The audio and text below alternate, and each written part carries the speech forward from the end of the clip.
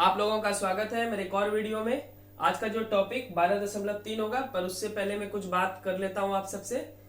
अभी तक मैंने 2 वीडियो डाला है जीके का, जो कि आपके 68 बीपीएससी के लिए है।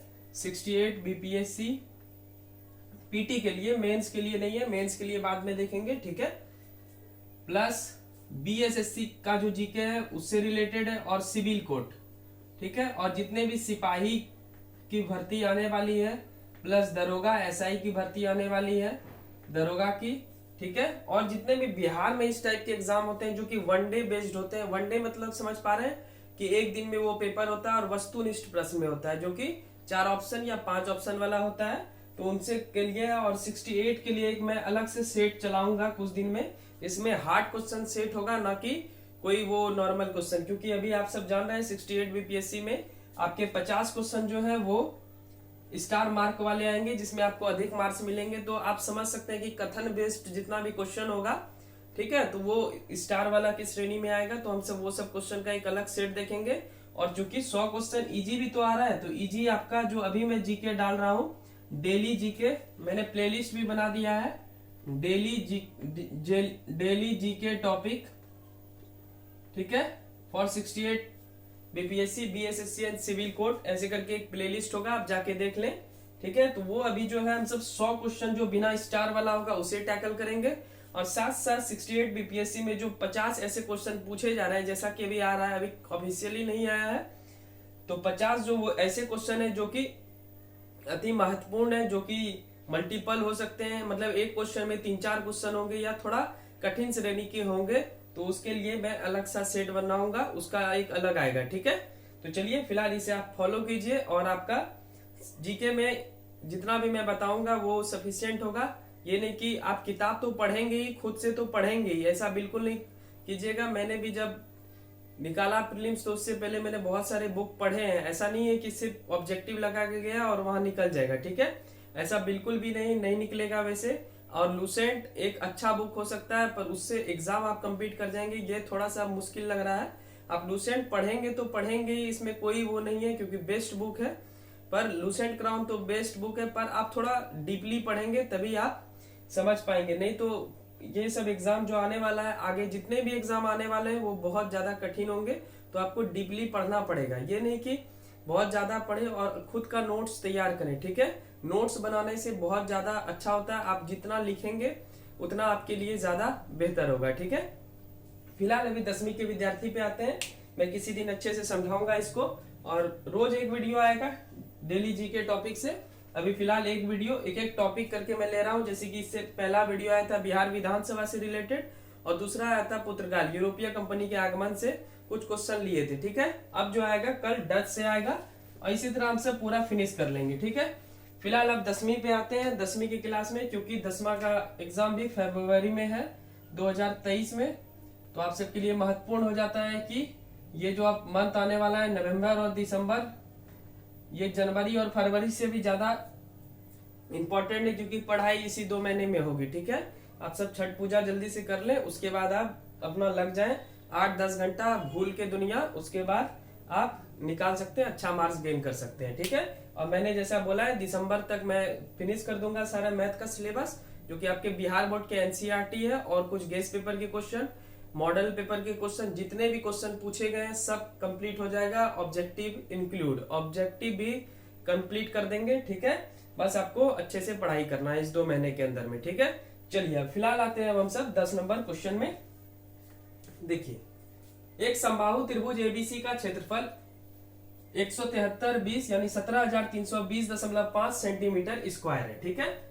और इस त्रिभुज के प्रत्येक शीर्ष से इस त्रिभुज के प्रत्येक शीर्ष को केंद्र मानकर त्रिभुज की भुजा के आधे के बराबर की त्रिज्या लेकर एक वृत्त खींचा जाता है। देखिए, इसको केंद्र माना है, और यहाँ पे मान लीजिए डेढ़ सुई रखा होगा, और यहाँ पे पेंसिल ऐसे घुमा दिया, तो ये आधा हो गया, यहाँ से लेकर यहाँ तक आधा। उसी तरह इसको केंद्र माना, इसको घुमा दिया, इसको केंद्र माना, इसको घुमा दिया, यानी ये पूरा अगर हम सब निकाल लेंगे तो ए बी का भुजा निकल जाएगा, जो कि समबाहु त्रिभुज का भुजा होगा। और इसका अगर आधा कर देंगे तो ये केंद्र से आधा, वैसी रेखा जो आधा हो, यानी जो केंद्र से आधा हो, उसको क्या बोलेंगे, उसको क्या बोलते हैं, त्रिज्या बोलते हैं। ये आपको पता होगा, ठीक है।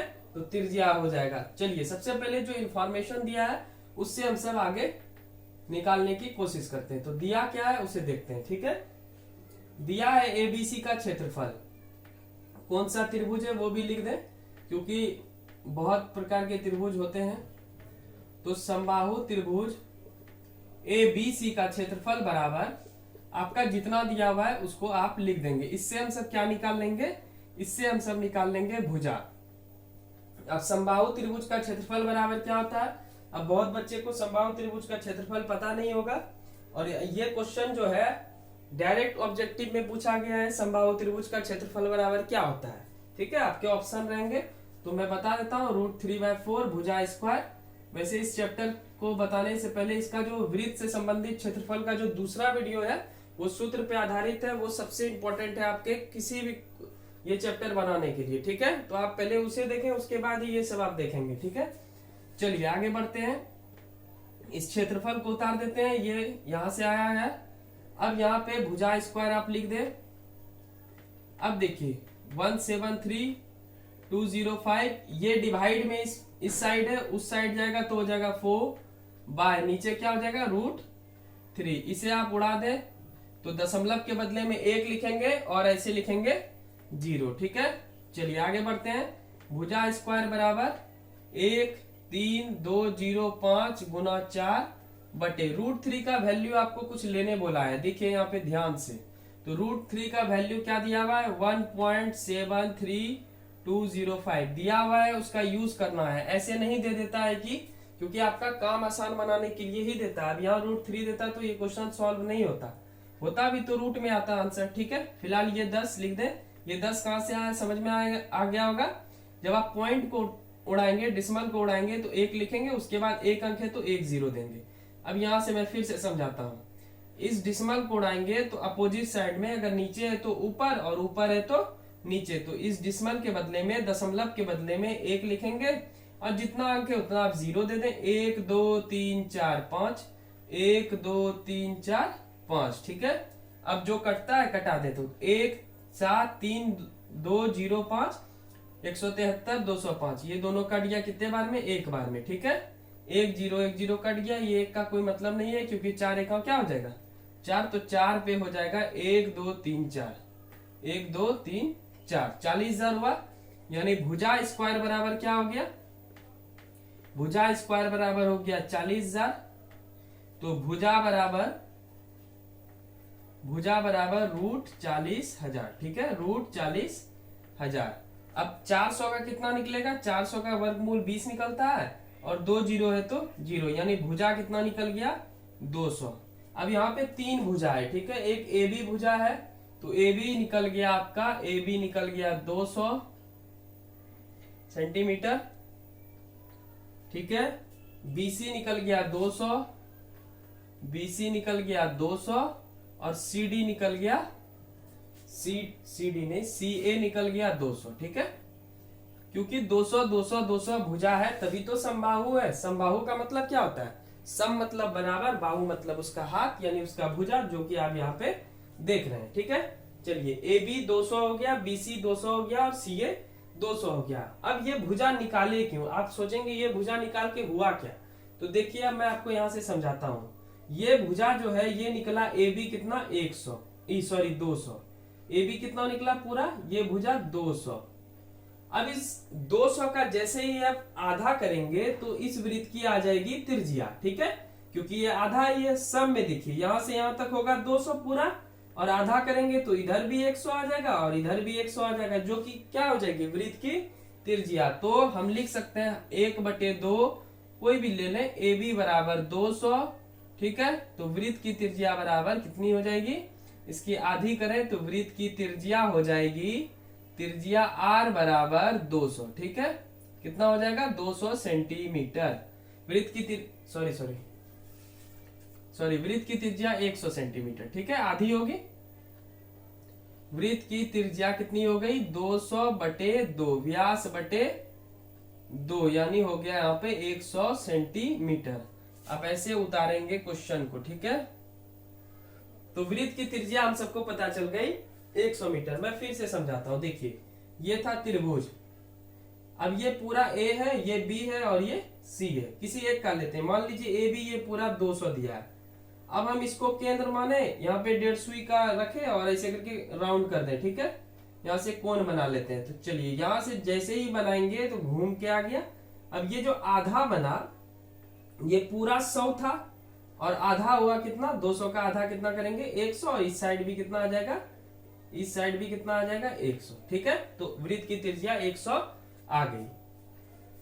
अब हम सबको वृत्त की त्रिज्या मिल गई। समबाहु त्रिभुज का क्षेत्रफल पहले से दिया हुआ है, हम सबको वृत्त का त्रिज्या ही निकालना था, जो कि आप सबका आ गया 100 सेंटीमीटर। अब इसे मैं मिटाता हूं, आप पहले इसे एक बार स्क्रीनशॉट ले लीजिए या फिर नोट डाउन कर लीजिए, ठीक है।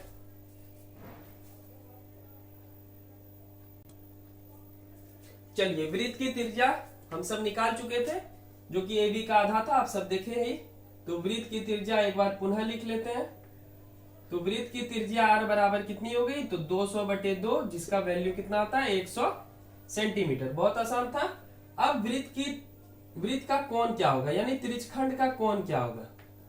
त्रिज्यखंड का कोण तो दिया नहीं है, तो कोण जब दिया नहीं है यानी थीटा का वैल्यू क्या होगा। तो कौन सा त्रिभुज आपको दिख रहा है, समबाहु त्रिभुज। तो समबाहु त्रिभुज का दो ही रोल है, उसका तीनों कोण बराबर होगा, उसका तीनों भुजा बराबर होगा। तो तीनों कोण कब बराबर होगा, जब उसका डिग्री कितना होगा 60, 60 60 60 करेंगे तभी 180 पूरेगा। अब हम सबको निकालना है इस वृत्त का त्रिज्यखंड का क्षेत्रफल। तो ठीक है, त्रिज्यखंड का क्षेत्रफल ज्ञात कर लेते हैं।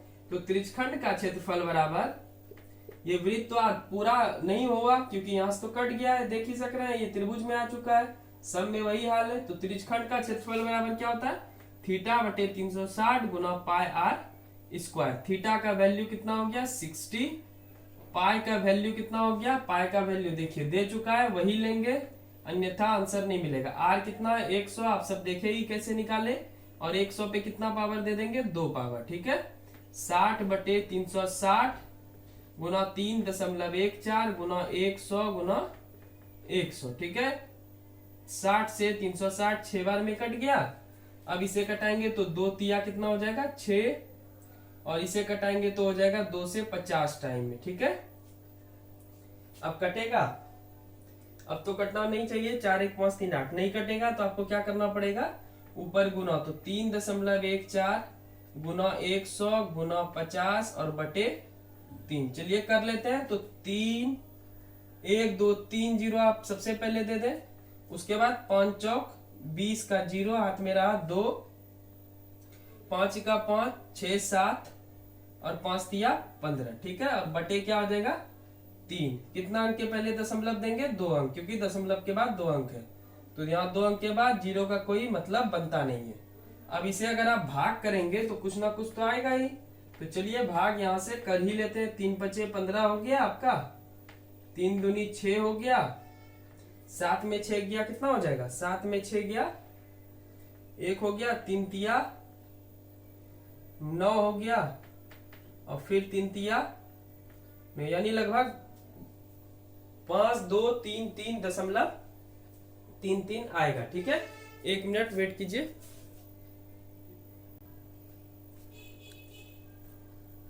चलिए मैं इसको डिवाइड कर रहा था, तो सबसे पहले इसे डिवाइड नहीं करेंगे, यही रहने देते हैं, आसान हो जाएगा बाद में हम सबके लिए। अब ये एक त्रिज्यखंड का क्षेत्रफल कितना निकल गया, 1,5,7,0/3। हम सबको कितना त्रिज्यखंड है, 1 2 और 3 त्रिज्यखंड, तो तीनों त्रिज्यखंड का क्षेत्रफल बराबर, ठीक है। तो तीनों त्रिज्यखंड का क्षेत्रफल बराबर क्या हो जाएगा, एक त्रिज्यखंड का क्षेत्रफल कितना आया 1,5,7,0/3 और 3 गुना कितना कर देंगे 3, क्योंकि यहाँ पे कितना त्रिज्यखंड है 1 2 और 3, 3 और 3 आप कटा देंगे, 1,5,7,0/0 सेंटीमीटर स्क्वायर। ये क्या आ गया आपका तीनों त्रिज्यखंड का क्षेत्रफल। हमको क्या निकालना था, हमको निकालना था छायांकित भाग का क्षेत्रफल, जो कि मैं लास्ट स्टेज यहाँ पे कर देता हूं। तो छायांकित भाग का क्षेत्रफल, छायांकित भाग का क्षेत्रफल, छायांकित भाग का क्षेत्रफल क्या होता है, तो क्या होगा छायांकित भाग का क्षेत्रफल, तो ये देखिए एबीसी, तो समबाहु त्रिभुज, समबाहु त्रिभुज एबीसी का क्षेत्रफल ABC का क्षेत्रफल में क्या घटा देंगे, तीनों त्रिज्यखंड का क्षेत्रफल। ठीक है, तीनों त्रिज्यखंड का क्षेत्रफल, तीनों त्रिज्यखंड का क्षेत्रफल। तो समबाहु त्रिभुज का क्षेत्रफल कितना हो गया आपका, यहां देखिए दिया हुआ है पहले से आपका क्वेश्चन में, 17320.5 सेंटीमीटर स्क्वायर में घटा देंगे तीनों त्रिज्यखंड का क्षेत्रफल 15700 सेंटीमीटर स्क्वायर। घटाएंगे तो हो जाएगा कितना, 0.5। ठीक है, जीरो में जीरो गया, हो जाएगा 2 0 0 2, 13 में 7 गया 6, 6 में 5 गया 1। ठीक है, उधर तो नहीं बचेगा, तो 1620.5 सेंटीमीटर स्क्वायर, यही हो गया आपका छायांकित भाग का क्षेत्रफल। यानी इतना जो क्षेत्रफल है वही हो गया आपका आंसर। तो ये 10 नंबर क्वेश्चन था, और ये इतना भाग देने की कोई आवश्यकता थी नहीं। एक बात मैं मिस कर गया था कि एक ही त्रिज्यखंड का मैं जोड़ के लिख रहा था, जबकि यहाँ पे 1 2 और 3 त्रिज्यखंड है तो आराम से गुना हो जाएगा। क्यों भाग करने चले इसमें पॉइंट में लाने के लिए, तो 3 और 3 कट गया तो 15700 सेंटीमीटर स्क्वायर है। ठीक है, बाकी आप इस त्रिभुज में से ये सब त्रिज्यखंड को घटा देंगे तो जितना आएगा वही हो गया आपका आंसर। तो ये आपका 10 नंबर क्वेश्चन था, जो कि 12.3 था। अभी भी इसमें 6 क्वेश्चन बचे हुए हैं, तो मिलते हैं 11 नंबर क्वेश्चन में। आपको वीडियो अच्छी लग रही हो तो चैनल को सब्सक्राइब कर लेंगे, और जितना भी मेरा पढ़ाने का तरीका है, जितना भी मैंने सीखा है, चाहे वो कॉम्पिटिटिव एग्जाम हो या फिर मैं बेसिक से, क्योंकि पिछले 10 साल से मैं ऑफलाइन क्लास ले रहा हूँ और साथ साथ प्रिपरेशन भी करते जा रहा हूँ। ठीक है, तो कॉम्पिटिटिव एग्जाम का, मेंस का और प्रीलिम्स का बहुत अनुभव है। जितना भी है मैं आप सबके साथ साझा करूंगा। आप सबको पसंद आएगा तो जरूर चैनल को सब्सक्राइब कर लेंगे, और एक दिन मैं बुक लिस्ट भी बता दूंगा कॉम्पिटिटिव एग्जाम के, बीपीएससी के लिए खास करके, क्योंकि मैं बीपीएससी का ही एग्जाम का अनुभव है मुझे, तो इसलिए मैं उसका बुक लिस्ट बता दूंगा। और 10वीं के विद्यार्थी के लिए एक एक क्वेश्चन, 2 क्वेश्चन, बस ये 6 क्वेश्चन है, तो 1-2 दिन में इसे समाप्त करेंगे। उसके बाद हम सब गेस्ट पेपर, मॉडल पेपर और कुछ किताब के, कुछ सोर्स के, जैसे केसी सिन्हा, भारती वन की कुछ महत्वपूर्ण क्वेश्चन जो मुझे लगेगा कि शायद पूछ सकता है, तो वो मैं आपको बताऊंगा। और साथ साथ ऑब्जेक्टिव तो मस्ट है, क्योंकि 50 नंबर का ऑब्जेक्टिव तो वही है, तो मेन तो वही है। ठीक है, तो 50 नंबर का ऑब्जेक्टिव भी आप सब देखेंगे। और जैसा कि बहुपद का मैंने 2 वीडियो बनाया है ऑब्जेक्टिव का, तो उसे जरूर जाके देखें। उसमें आना ही आना है, उस टाइप का आना है, या फिक्स क्वेश्चन ही उठा के दे देगा। तो आराम से पढ़ें, सिर्फ वीडियो चलाने से नहीं होगा। ठीक है, उसे नोट डाउन करें, खुद काम करें, उस पर खुद होमवर्क करें, तभी आप सफल हो पाएंगे, तभी आप अच्छा नंबर 10वीं में गेन कर पाएंगे। ठीक है, तो चलिए मिलते हैं नेक्स्ट वीडियो में कल, यानी 11 नंबर क्वेश्चन के साथ। चैनल को सब्सक्राइब कर लीजिएगा। ठीक है, बाय बाय।